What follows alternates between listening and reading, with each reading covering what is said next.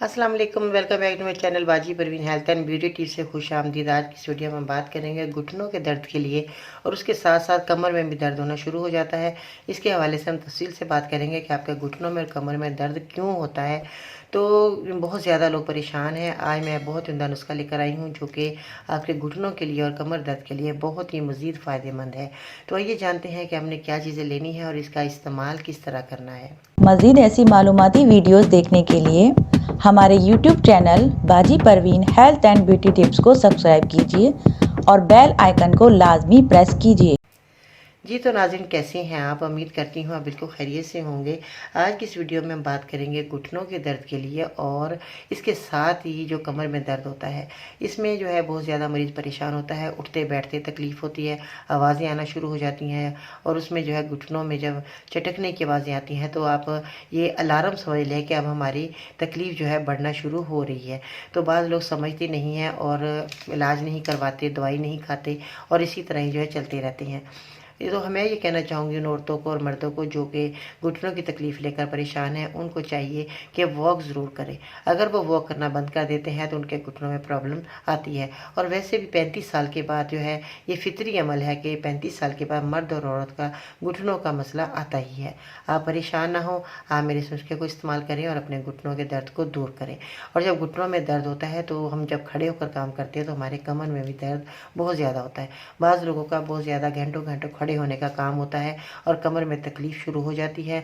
और घर में जो है माएँ, बहनें, बेटी या बहुएँ जो हैं घर में किचन में जब काम करती हैं खड़े होकर, तो वो खाना बनाते हुए भी कम से कम 2 घंटे तो लगते ही हैं।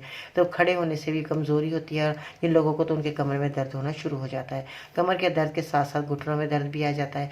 और मैं लोगों को कहना चाहूँगी अपना वेट जो है वो कम करें। अगर वेट ज़्यादा है तो आपके घुटनों पे वज़न आ जाएगा, आपके पाँव सूजना शुरू हो जाएंगे, आपके जो है जो पैरों की एड़ियाँ हैं उसमें दर्द शुरू हो जाएगा और आपकी कमर का दर्द तो हो ही रहा है। तो अब मैं कहना चाहूँगी कि जिन चीज़ों का आपने इस्तेमाल करना है उनको बताने से पहले आप मेरी वीडियो को लाइक करें और बेल आइकन को ज़रूर दबाएं, चैनल को सब्सक्राइब करें, अपना फीडबैक शेयर करना मत भूलिएगा और इस तरह की मालूमात वीडियो आप तक पहुँचती रहे। तो चलिए नुस्खे की तरफ आते हैं। आपने किन चीज़ों का इस्तेमाल करना है? आपने करना है सतावर। सतावर आप देख रहे हैं इस तरह का होता है जो कि ये आपके लिए बहुत ही फ़ायदेमंद चीज़ है। ये आपको पंसार की दुकान से आसानी से मिल जाएगा। इसका नाम सतावर है। ठीक है जी। इसके बाद जो है आपने असगंध नागौरी। असगंध नागौरी जो है ये भी एक जड़ी बूटी है जो कि ये बहुत फ़ायदेमंद चीज़ है।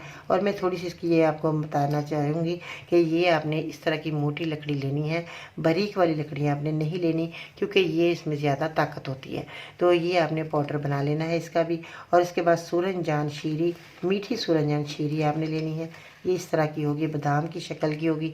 इसकी पहचान ये है कि आपने मीठी सूरजजान शीरी लेनी है। ये आपको आसानी से पंसार की दुकान से आपको मिल जाएगी। तो ये तीनों चीज़ों का आपने इस्तेमाल किस तरह करना है कि सूरजजान शीरी, सतावर और असगंध नागौरी हम वज़न ले लेना है। अगर आप 50-50 ग्राम लेते हैं तो आपने 50-50 ग्राम ही तीनों चीज़ें लेनी है। अगर आप 100 ग्राम लेते हैं तो आपने 100 ग्राम ही तीनों चीज़ें लेनी है। और ये लेकर आपने घर लाकर इसका पाउडर बनाना है। अगर आपका कोई दुकानदार ईमानदार है तो आपने उनके पास मशीन है तो नज़र के सामने आपने इस दवाई का पाउडर बनवा लेना है। अगर आप घर पर पीस नहीं सकते, आपको टाइम नहीं है, आजकल तो बहुत ज़्यादा लोगों को टाइम का मसला है, तो आप ये मशीनें लगी हुई हैं दुकानदारों के पास ही, तो वहाँ आप ये पाउडर बनाकर लाएं और सुबह शाम आपने पानी की मदद से 1-1 चम्मच आपने इस दवा का इस्तेमाल करना है खाना खाने के बाद। ठीक है जी। ये आप सर्दी गर्मी आप ये मेरे उसका इस्तेमाल कर सकते हैं। गर्मियों में भी जोड़ों का दर्द आता है, मसला आ जाता है और सर्दियों में भी। तो ये हर बंदा जो है इस्तेमाल कर सकता है। इसमें कोई ऐसी चीज़ें ऐड नहीं है जो कि आपको नुकसान दे और ये फ़ायदेमंद चीज़ें होती हैं। मैं ये कहना चाहूँगी कि वॉक करना मत भूलिएगा। वॉक आप ज़रूर करें क्योंकि वॉक करने से जो हमारी पूरी बॉडी गर्म होती है और हमारे जोड़ों में दर्द होना, हमारी जो नसों में दर्द हो रहा है या हमारे पैरों की एड़ियों में दर्द हो रहा है या हमारे कंधों में दर्द हो रहा है, कहीं भी आपकी बॉडी में दर्द हो रहा है तो वॉक करने से आपका ये दर्द जा सकता है। आप बगैर दवा के भी ठीक हो सकते हैं अगर आप वॉक करें। क्योंकि आजकल लोग जो है वॉक नहीं करते, बैठे बैठे काम करते हैं, वहीं खाया वहीं सो गए।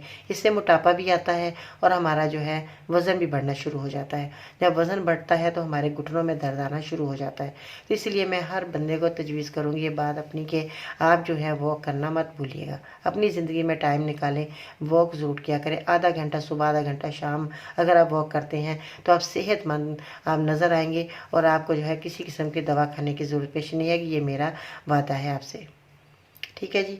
और चलते चलते एक बात भी बहुत ही अच्छी और उम्दा याद आ जाती है और मैं चाहती हूँ कि अपने नाज़रीन को ज़रूर बताऊँ कि अगर मेरी कोई अच्छी बात आपकी दिल से या दिमाग से गुज़र जाए तो वो आपके लिए बहुत ही फ़ायदेमंद हो जाए तो मेरे लिए बहुत ही खुशनसीबी की बात है।